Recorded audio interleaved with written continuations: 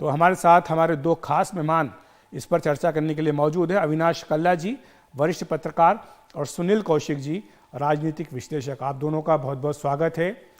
अविनाश जी, सबसे पहले आपके पास ही आऊँगा। यही सवाल कि जब हमने देखा कि राजस्थान में जब मतदान बढ़ता है तो बीजेपी को फायदा होता है और घटता है तो कांग्रेस को फायदा होता है। इस बार 0.8% मतदान बढ़ा है, क्या मतलब निकाला जाए इसका? देखिए अखिलेश जी, जैसा आपने बताया कि अगर हम सिर्फ नंबर की बात करें कि बढ़ता है और घटता है में किसको फायदा या नुकसान हो रहा है, तो उस हिसाब से भी देखें तो भारतीय जनता पार्टी को एक एज है।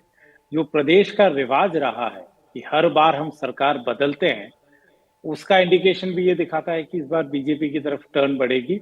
और आप देखिए, जो आपने रीजन्स बताया उसमें ईस्टर्न राजस्थान में बढ़ोतरी हुई है जी। वोट्स की, तो वो एक बड़ा फैक्टर होगा। और आपने हाड़ौती वाला एरिया भी बताया, मेवाड़ और हाड़ौती, उसमें बढ़ोतरी हुई है। तो लिटरली जो कहा जाता है, अभी तक के नंबर्स है, सुनील जी उस पर और एम्फेसाइज कर सकते हैं कि जो मेवाड़ जीतता है वो राज्य में आता है। ये पिछले चुनाव के अलावा हमारा सेट रूल था। और पिछले चुनाव में ईस्टर्न राजस्थान में कांग्रेस को बढ़त मिली थी। अब इस बार किसी भी पैमाने से ईस्टर्न राजस्थान में जो वोट बढ़ा है वो कांग्रेस की तरफ जाता हुआ नहीं दिख रहा। तो अगर इन दो एरियाज को भी देखें तो मुझे ये लगता है कि रिवाज यथावत रहेगा राजस्थान में। राज बदलेगा, रिवाज बदलता नहीं दिख रहा। बिल्कुल, तो इसके लिए हमें 3 तारीख का इंतजार करना होगा। लेकिन सुनील जी भी हमारे साथ जुड़ गए हैं। सुनील जी, एक दूसरा दिलचस्प आंकड़ा ये भी है कि जो मौजूदा सीटें हैं उनका भी आंकड़ा हमारे पास आया। कांग्रेस के पास जो सीटें थी उनमें 60 सीटों पर वोटिंग बढ़ी है, 39 पर घट गई। बीजेपी की अगर बात करें तो जो उसकी मौजूदा 41 सीटें हैं उस पर वोटिंग बढ़ी और 32 पर घट गई। तो अगर हम इसको विधायकों से नाराजगी से जोड़ें, या ये जो बात चलती आई थी इस बार चली कि गहलोत तुझसे बैर नहीं लेकिन विधायक तेरी खैर नहीं, क्या ये आंकड़ा इसको और इशारा करता है? देखो अखिलेश जी, ओवरऑल आप देखेंगे ना, गहलोत जी के मंत्रिमंडल को लेकर के, विधायकों को लेकर के देखें तो लगभग 7 जो मंत्री हैं, वरिष्ठ मंत्री रहे हैं, उनमें मतदान बढ़ा है। 18 मंत्री हैं, उनमें घटा है। तो अब घटना और बढ़ना, ये मुझे लगता है कि समीकरण कभी कभी ऐसा भी होता है कि जैसे आप 93 की बात करेंगे, जो पहली बार ऐसा हुआ कि मतदान बढ़ा तो कांग्रेस आई। लेकिन 98 के बाद यदि आप आंकड़े लेंगे तो फिर ये फॉर्मूला बिल्कुल राजस्थान की जनता पर फिट बैठता है कि मतदान घटा तो कांग्रेस गई, मतदान बढ़ा तो बीजेपी सत्ता में वापस आई। लेकिन इस बार का जो मतदान का मैं आकलन करूं तो बहुत ज्यादा फर्क नहीं है, 0.8। तो 0.8 का मतलब आप समझिए कि जब 0.9 2018 में आगे पीछे हुआ तो 96 मिली कांग्रेस को और 78 मिली बीजेपी को। तो बहुत ज्यादा अंतर रहने वाला नहीं है, जो मेरा आकलन कहता है। बिल्कुल सत्ता के दोनों राजनीतिक दल नजदीक रहेंगे। लेकिन ये तब सर्वे को उठा करके देखें कि जिन दलों ने, सी वोटर ने या तमाम एजेंसियों ने जो सर्वे किए थे, जुलाई में सर्वे किया और अक्टूबर में सर्वे किया, तो दोनों में ये दिख रहा है कि निश्चित तौर से जो मतदान प्रतिशत बढ़ने का जो उन्होंने आंकड़ा दिया था वो नहीं हो पाया।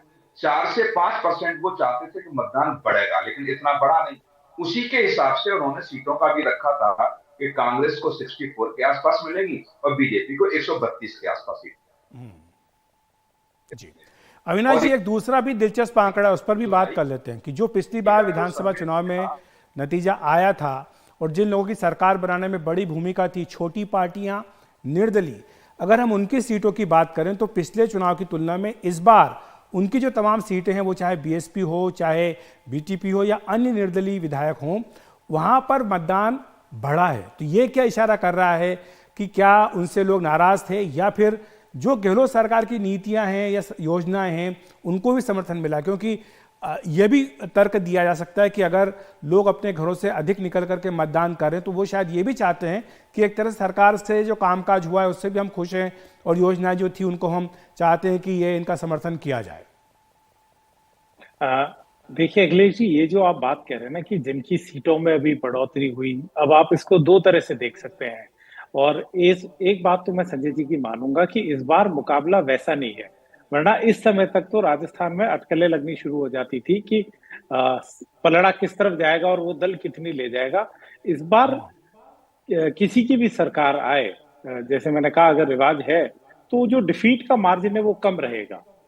बिल्कुल वो 21 और 56 वाली स्थिति इस बार लगती नजर नहीं आ रही। मुकाबला ठीक रहेगा। अगर कांग्रेस की सरकार जाती भी है तो वो एक ग्रेसफुल डिफीट की तरफ जाएगी।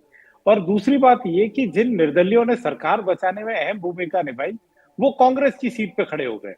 तो जो कांग्रेस के सिंबल पे जो उस चुनाव में लड़े थे वो बागी हो गए वहां पे। तो ये हर एक सीट का एक अलग आएगा। हम एक ओवरऑल आंकड़े पे इस बार ये नहीं कह सकते कि इस दल को इतना फायदा मिलेगा, क्योंकि इस बार जहां ये अलाइनमेंट एक हुआ, दूसरी तरफ आप देखिए पहला चुनाव है जहां भारतीय जनता पार्टी में 22 ऐसे बागी खड़े हो गए हैं जो सीट को विन और डिफीट या खुद से निकालने वाली स्थिति में आ गए हैं। तो इनकम्बेंट्स की सीट पे जो बढ़ोतरी हुई है, ये भी देखना होगा कि वो इंडिपेंडेंट आए थे या अपने छोटे दल से आए थे, वो छोड़ के जब वो कांग्रेस की तरफ गए तो क्या उनका वोट बैंक शिफ्ट हुआ या वोट बैंक वहीं रह गया और दूसरा दल इस बार बाजी ले गया। जी। तो इस बार चुनाव बहुत रीजन वाइज और आप सीट वाइज देख लीजिए। चुनाव के पहले तक लग रहा था कि जोधपुर में हालात डिफरेंट रहेंगे, पर उस तरह का अभी जो अगर आंकड़ा देखे तो वैसा नजर नहीं आ रहा। आप जयपुर का ही देख लीजिए, एक सैंपल है 19 सीटों का। जयपुर का कहते हैं जो राज्य में आता है वो जयपुर के साथ रहता है। तो अभी जो मौजूदा स्थिति है 19 सीटों की, उसमें से 10 कांग्रेस, 6 भाजपा और 3 अदर्स। और रूरल सीट जो है वो 10 है। अब रूरल सीट्स में वोटिंग परसेंटेज बढ़ा है, तो क्या वो स्विंग होगा? तो एरिया स्पेसिफिक इस पूरे चुनाव में नेताओं ने लोगों को अपनी घोषणाओं से कंफ्यूज रखा, और जब मतदान किया है तो उसका परिणाम हम 3 को देखेंगे। अभी तक जनता ने भी वही कंफ्यूजन मोड ऑन रखा है। तो सीट बाय सीट, शुक्रिया आपका रीजन बाय अविनाश जी। और रीजन सुनील जी, दरअसल ये बहस काफी पुरानी है कि मतदान का प्रतिशत जो है क्या उससे परिणाम का अनुमान लगाया जा सकता है या नहीं लगाया सकता, लेकिन बहरहाल फिलहाल जो आंकड़े दिख रहे हैं इसका आपने विश्लेषण किया, धन्यवाद आपका। 3 तारीख को जाहिर सी बात है सबको इंतजार रहेगा, उससे पहले 30 तारीख को जब एग्जिट पोल के रुझान आएंगे